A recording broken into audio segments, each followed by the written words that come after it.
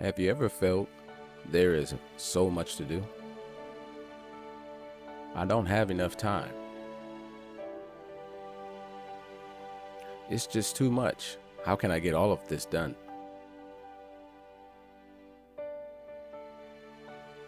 It's just so hard to stay on track. Sometimes thoughts, dreams, ideas, and personal goals can get a little blurry, like a fog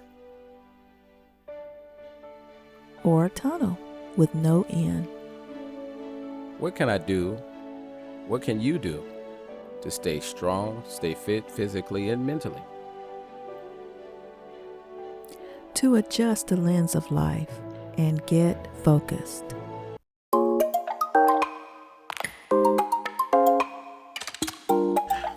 There you go, guys. So as you can tell by the video, we're going to be talking a little bit about staying focused. We done had a couple of obstacles that we wanted to move around, and we got to get right into it. So we got a lot coming up on the space. Ooh, life. Yeah. How you doing, Amy? I'm doing pretty good. No complaints here. Yeah. I really like the topic of this show because it's much needed, I would say. Yeah. And yourself, how are you doing, Mr. As James Graves? Brown used to say, I feel good because got to make we had a good meal. Had some chicken, veggies, decent meal, healthy meal. I think it was healthy and good. Yes. So no complaints, man. Cooking at home is always good. Just like you know, guys. That's another whole subject. But yeah, goals. We hear it all the time. We hear people talk about it all the time. How you gonna get something done? You gotta believe it. You gotta set goals. You gotta stay motivated. You hear that every time. And one thing that we realize over time, any person, this is actually to sound realistic. It is definitely easier said than done. But giving yourself some things, whether you do it mentally or just write them down or you put them in front of you or you put them on your desk or whatever it takes, it's all about having some form of goals to help you to stay focused, right? That's true. And that's something that helps me. Also, one thing that helps me too, when you say having them right at your desk as well, is having a motivation or something, or for me, if I was following a page on social media that was very motivating, that helped me to think outside of the box when it comes to staying focused on my weight loss, it helps too, because there are a number of sites that I follow to help me, depending on what I'm doing or what I'm trying to do, whether fitness or whether it's staying on a particular the way that I choose to eat to lose the weight or being healthy or whatever, having a screensaver with some fruit on it. It's motivating, because I'm looking at that fruit on my, that reminds me, I go get some fruit, man. Yeah. Instead of having a donut or whatever's on there, cake or stuff that's not good for you to eat all the time. Right. But so that helps. I know I can go all day about that, but why is it hard though? That's what we want to talk about a little bit with the challenge. People know what they have to do for the most part. People have a game plan. Why is it a challenge to stay on that focus route? Because I have a set of thinking, like first you research into something, and then you say I want to do it. You already decide in your mind I want to do it. That's like a second thing. And then the third is like, okay, I'm gonna start to do it. Here's some of the things I researched in the process. I'm gonna follow to do it. But why is it that things that just stops us or holds us up or slow us down when we already had those things in play? Because that's not as easy to understand our answer. That's true. And there's a lot of things that are distractions that could really distract us off our plan or off focus. And that's something that, I can tell you I'm guilty of. Right. But yeah, that's the biggest thing, distraction. What do you think? Well, you're right. Obstacles, distraction, thinking. We were talking about that in one of the segments, or I think we're going to talk about, but the segments of how we think and see ourselves and being content and all that. But that's a big part of it. So that's why, you know me, I look at information regarding, okay, we're talking about in our particular weight loss or that kind of goal. What are some of the powers that be say about being able to stay on track or goals that's involved? So I looked up a little bit of information of a website. There was some editors of a site you probably heard of where it helps you get jobs and stuff called Indeed. And the editors on there mentioned 12 ways to stay focused on your goal. And the number one that they mentioned was understand what motivates you. So we talk, here we talk about the power of the walk and the power of having the right mindset. So you got to believe in that first of all before you even get started, is what it's saying here. Number one should be like, hey, these are the things that motivate me.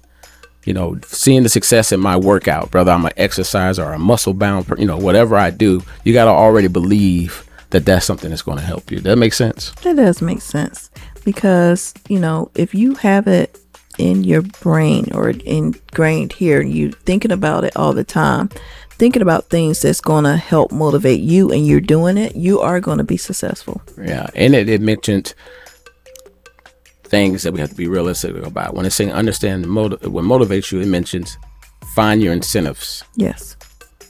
So there has to be incentive based. Me and Angela have some of it. Achievements within those big goals should be what? Smaller goals. Right. Because you can now celebrate the achievements. And then being scared and fearful of the unknown, or maybe having those obstacles and those things that, oh man, I can't do it. All that's going to, the one thing that helps me is realizing, I'm going to say this, and I'm going to say this to you. Me and Angela's talking about it. You are not alone at all, which means that even some of the most structured, focused people, I bet you if you talk to The Rock, who we know he talks about his exercise regimen, he carries a gym with him on there to his travels, to the show, to his sets and stuff. But don't you think that he hits certain walls sometime? Yeah, I agree with that. This right here would talk about fear-based. It said fear-based motivation can be a powerful way to incentivize focus. And it says fear of not reaching your goals or being reprimanded for not finishing tasks can help motivate you to concentrate on your task at work. And one of the things that it does, and I thought about that, I'm like, how can fear?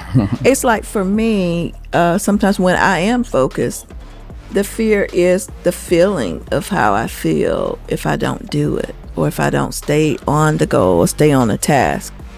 I like to be able to feel good. I'm thinking of myself, okay, if I do this, I'm going to feel good about myself for doing it or getting it done. Or I'm going to know in my heart that, you know what, I'm a step closer to where I want to be. So yeah, I agree with that. Well, and then from a standpoint of, let's say, our weight loss, the fear of saying, hey, if I let this linger on or let this stop me, not only could I not lose weight, I could gain something back or gain back more. All those fears shouldn't be a hindrance. We should use that as a motivation. Well, I'm gonna tell you one fear when you just mentioned that was talking about weight loss. I go back and look at my photos or videos of myself at my highest weight. I was not happy. I was in pain. I was not feeling myself. I wasn't myself because I felt like I was in somebody else's body with all that weight on me, and I had a lot of stuff that was going on with me health-wise because of the weight. That is fear enough for me to, turn myself around, motivate myself. My motivation is fear that I would be in a situation regarding my health and how I feel about myself at a certain weight. So I have to make sure that I don't get myself back to where I was. Now we were in that place, in that point of time over a year ago, because of a lot of things that was going on at the same time. It was hard to get out, there to, or we didn't have that mind frame as far as focus, doing things. But I always think about that, and I always go back when I'm losing my focus. I go back and look at those pictures and go back and look at those videos. And to me, that doesn't motivate myself personally. To get myself together, to get it back on track. I like how I feel when I'm at my goal weight or when I'm close to it. I like how I feel. I like how I look. I just, it's just a motivating factor to me. That's another fear that you guys can think about and use to help you stay or get on track. Yes. And the next thing is suggested, number 2, is write down your goals. And that is a wide array of things. Some people have to write down stuff. So if you got to write it down 1 time, 10 times, 20 times, write down your goals. Get it. The key is to keep it and lock them in here and reiterate them in here. That's the whole thing. Some people have way better focus and memory. So they're like, I'm good. I don't need to write. I got it. And so they keep it moving. You got some that put it in places close to them. Yes. You got some that just keep talking about it. So whatever it takes, the suggestion is to write it down, which is, I think the majority of us would have to do that. But the bottom line is whatever it takes to reiterate and keep that and revigorate your goals, do that. And that may require us write down. What does number 3 tell us here? It says set milestones for your goals. It says once you've set a goal, you can set milestones to achieve them. This is particularly helpful when you have a large goal to achieve. Setting milestones can help you stay focused by breaking a larger goal into smaller parts that can feel more achievable. For example, if you set a goal to launch a small business by the end of the year, you can set milestones for writing a business plan, getting investors, and launching a website. There you go. So looking at it from a weight loss perspective, have a good idea of like, okay, by this time I want to be here. This is how I'm going to do this. This is the way I'm going to, those are milestones. Like I'm going to do this here, this here, that here. Once this happens, then that's how I'm going to do it. So that's the way you create milestones. And then follow up on yourself. Number 4, create a follow-up plan. So in any goal-oriented situation, create a follow-up plan. You can do that on your own. It always helps to have someone to follow with you. Yes. Because sometimes we're not going to be as straight up and consistent with ourselves as some people have great self-discipline. But believe it or not, the majority of people, they have discipline to a certain degree. But to follow up on yourself, that takes a high level of being real and being straight up. And sometimes we don't want to be that tough on ourselves. But you got to follow up and do a check-in. And it talks about when you follow up or create a follow-up plan, setting milestones is one form of planning to achieve goals. Then you can help by focusing and identifying the smaller tasks that you're involved in, which means that those smaller tasks, you kind of make sure they get done. You follow up on them, have someone else make sure they hold you accountable as well. If you're able to do that, it's not like you have to, but I'm telling you, the things definitely can make a difference as well. And then how you use your time is number 5. What is bringing the task, consider your work environment. Number 8, what does that say? It says measure your goals. It says to improve your concentration on your goals, you can measure your progress towards your goals each day, week, and month. Measuring your goals can give you an accurate timeline for completion and motivate you to keep working towards achieving your goals. Yeah. And one thing I thought about too is talking about measuring a goal. When you talk about weight loss, one of the forms of measurement is a scale. So let's talk about that scale. Now, for certain people, even though the scale can be useful, but you need more than that scale to measure your achievement or measure your progress. Let's say that, measure your progress, because I'm going to say this. Some people are at a certain weight, and your body, the way your body is going to be totally different from another person. So you may be able to hold more weight than somebody else. So when you're looking at the scale and somebody say, well, I weigh I'm sorry, somebody can say, I weigh 120 pounds, right? Right. They are a certain height, whatever. But you weigh 150, but y'all wearing the same size. But you still feel this, well, you know what? The scale says I need to be lower, blah, blah, blah, because you're smaller. You could be close to the same height. Right. But I'm just saying that don't use that to compare yourself with somebody else. Now, that's dangerous. That's very dangerous because we're all unique and different. But go ahead. Yeah, because I mean, if I tell you guys how much I weigh or how much I weigh and I wear certain size clothes, you won't believe me. Because that's true. It is different. It's different, and I can't compare myself to other folks. Look at your size. Look at how you're looking. Because to be honest with you, I don't know what year the scale was invented for human, but I know it's been invented to measure weights of food or gold or whatever, but I'm talking about for your body. And wherever that chart, the BMI charts, I think that was created, that tells you whether you're overweight, whether you're normal your or obese fat or body fat. But I must say this, you have to look at not you can't, you get on the scale just to know how much you weigh, fine, but look at your vital signs. Look at your measurements, your waist measurements, your stomach.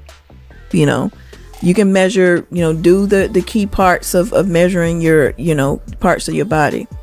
You could lose inches and not even show a pound loss on that scale. So if you are showing a loss somewhere, or you're happy with your day and how you've done, don't let that spoil what you've done, your achievements, because that scale will get you in trouble. It's got me in trouble a lot of time when I'm sitting there getting on that scale, and they could ruin your day. That could disturb your peace, seeing a fluctuation in the scale. And also you can see a fluctuation in the scale if you've eaten a certain food. It could be a vegetable, and it could cause you inflammation, and you can put on a lot of water weight. So use that scale. Be smart about using the scale. Sometimes it's not good. It talks about different ways to measure yourself. Sometimes it's probably good to get on that scale. If you get, some people do weekly, every 2 weeks, every month, whatever, but don't get on it every day and then measure how you're doing getting on that scale every day, because your body could be playing some tricks on you. Yeah, you don't want to get locked in that. I was jokingly talking about how it can be seen as this scale that even scale. But realistically, you want to see it like that. But you don't want to make it like, I gotta get on the day. How much am a day? Did I lose the day? Oh, I'm gonna gain the day, because your body's going to fluctuate. So you gotta check it sporadically in between time, and your body tells you. And we all know that your body can kind of start forming and losing. It's weird. You can start feeling different in your clothes before you start actually seeing weight loss. Yes. It's very strange, and I'm sure there's a reason for that. But that's your body telling you, hey, yes, something changing. So you don't necessarily have to lock yourself into scales. Those are just numbers. Right. Those just to help you know you're going in the right direction. But if you use it the wrong way, it can be crazy. Also, I know people that have gotten rid of that scale and they lost weight. Yep. Just by getting rid of that scale. They just decided they're going to... Right out there in the yard. They're going to do a lifestyle change. They're going to change up how they do, how they're eating. They're going to be more active. Get rid of scales, and then they just be at peace.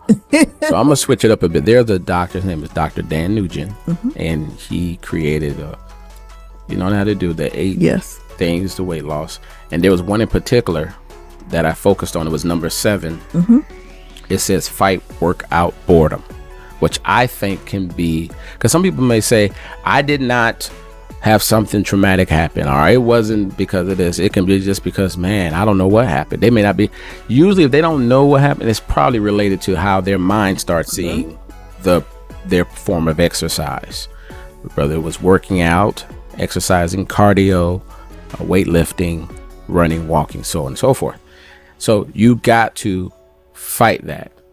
It says, what does it say there?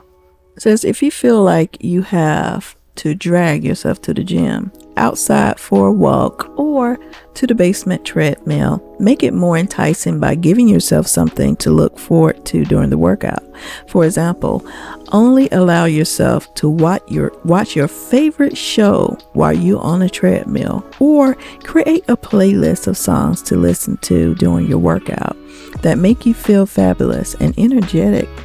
Get engaged in an audiobook or a podcast that you only listen to while you work out.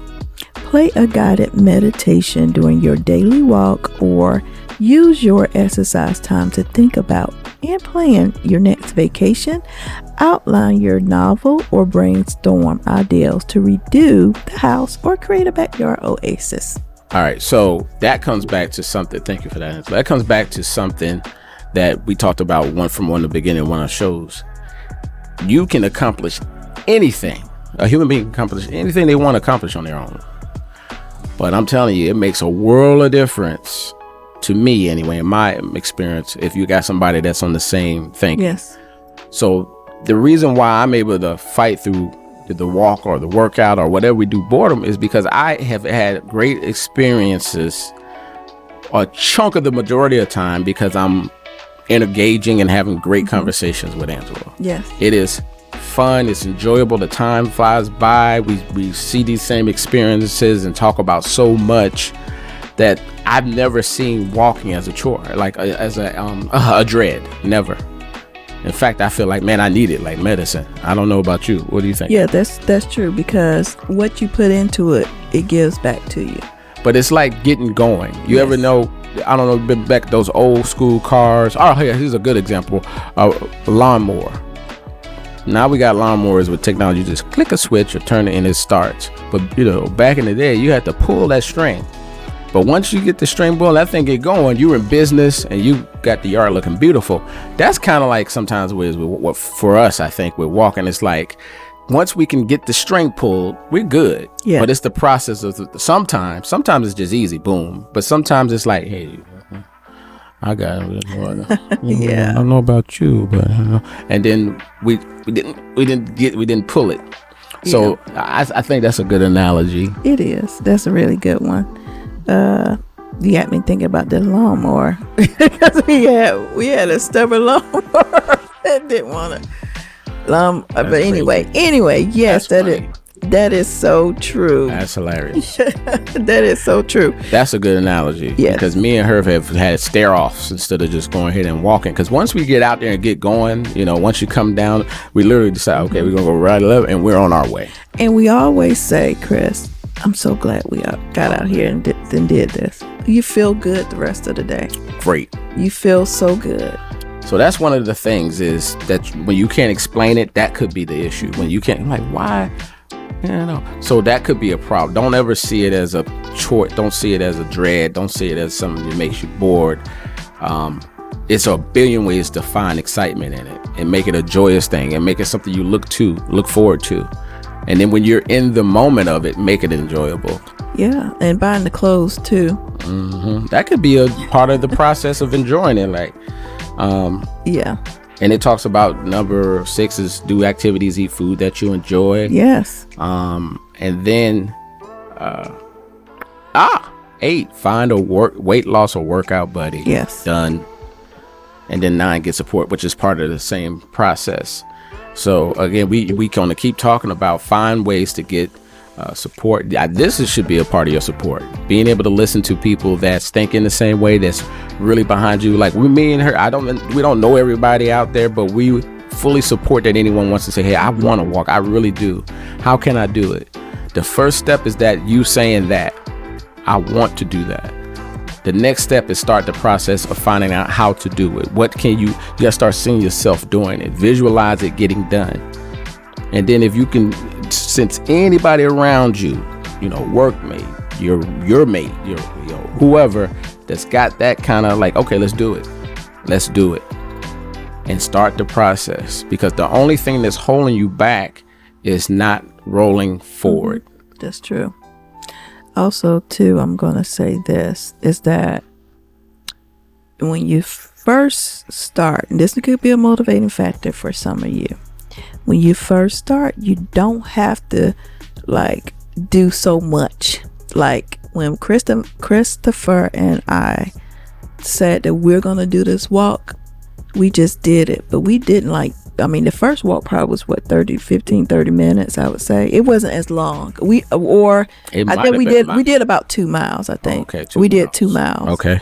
So we started off small and then worked our way up, because let me tell you this, your body's going to get used to what you're doing, and you're going to want more. So just follow the pattern of your body and make sure that you're being safe as well. We had to make sure, I think, during the first, and this was a motivating factor too. We decided we discovered that we needed shoes. So we had to go and get fitted for the right shoes. Make sure you're comfortable doing your workout. Make sure you got the right gear on. I didn't have the right shoes. Christopher didn't have the right shoes. Once we got ourselves the right shoes, we felt comfortable, and we were able to go the extra, do the extra, because let me tell you, when I had those wrong shoes on, my feet was hurting. I was unmotivated. And when I looked at my shoes, I'm like, you know what? I don't think I have the right shoes. It don't feel right. Yeah, something's not right. Why am I coming home with my knees, sore knee? I mean, my knees were just not right. I knew I had extra weight, but my feet shouldn't be like this. It was just wrong. It was something that wasn't right. I shouldn't be in this much pain. Yeah. And once I got the right shoes, once I was fitted with the right shoe, that means that they are going to put you on that machine and measure yours, how much pressure you're putting your feet, and then put you give you several examples of shoes, and let you pick your shoes that you want. But once I got into the right pair of shoes, that was motivating to me. I was good. I'm like, okay, we started clicking up the miles because we were motivated to do so. So that made me think about that just shows you every individual is different. Yes. So you might have to go get the specialist to get your shoes, and you may have some medicines you take. You may have, consult your physicians, go through the whole process, get all that taken care of with whoever you need to get it taken care of, because you want to give yourself the best start possible.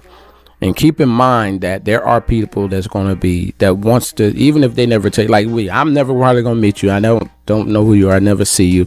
But I do want you to be successful, because I know this experience of being able to lose weight, but enjoy walking and just enjoying this planet, enjoying the things around you, and putting in the time and the miles, and just being able to have that moment, those times of peace while you're losing weight and getting your body back to what you know it should naturally be like. It's just amazing. So we root for you. We want you to be successful. And if you stick to that course and that thinking and keep that same height, try to maintain that same height of motivation as you start, you will be successful. There's no doubt about it. And I would like to say too that the amount of the way that you feel after you've achieved it, just to say that you've accomplished this, you've done something that you haven't really, honestly, I can't say that we together, Christopher and I, have walked. I mean, we've walked over a year. It's been over a year now since we started this, and we want to keep it going because we know how we feel. We're going to. I'm sorry. You said we want to. I said we gonna. Yeah, we're going to keep this, and we want, and honestly, we want. If you don't find, we want. I would say this. Come on. We want. You got this. We want to be a motivating force example for you guys. Yes. A motivating force, especially for couples. If you're married, if you're not married, whatever it is, I know it doesn't matter, but we're getting older, so it's much more important now, to keep this up, to stay focused, to stay on target when and we're walking. There's something you do all the time, something easy to keep up with. but trying to make time Keep for this it. right. Yeah, to keep this right. Yeah, you know. keep this right. If you keep this right, the physical follows. That's why everything is connected. Your mental is connected to everything, and in this case, as we talk, is connected to your physical care. So you keep those things on focus, and know this: we all go through those hiccups. And that's not one individual. That's usually what gets people down, because they think they messed up. They don't think they're successful. They think they did something wrong and it's over. But I'm here to tell you, just keep going. Don't worry about when you trip. Get up, scrape it off, keep going. You can do it. Stop. Never ever stop. Spice whole life. Yes, you can do it. Guys, that's another one. We enjoyed you. We love you. Continue to be successful. Keep pushing. Stay focused on your goals. Yes. Because there's a group of people, a force of people that's going through the same thing. Yes. We'll see you again. Spice of Life. This is Chris. This is Angela. And we'll talk to you. Have a great day, everybody. Bye-bye.